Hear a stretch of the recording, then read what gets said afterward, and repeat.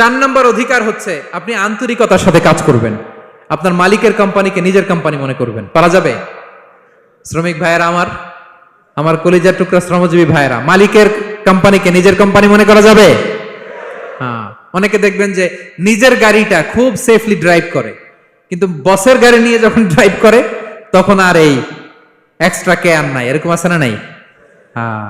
নিজের জিনিস খুব দেখে শুনে রাখে, কিন্তু কোম্পানির জিনিস যখন ইউজ করে ওইখানে সেই দেখভাল তার নাই। এরকম আছে না নাই? এরকম করবেন আপনারা? না। আপনি যে কোম্পানিতে কাজ করেন এটা নিজের কোম্পানি, ওইটার উত্তর সাকসেস, সফলতার জন্য আপনাকে আন্তরিক হইতে হবে। তাহলে এই 4টা অধিকার আল্লাহ তাআলা প্রত্যেকটা মালিককে দিয়েছে।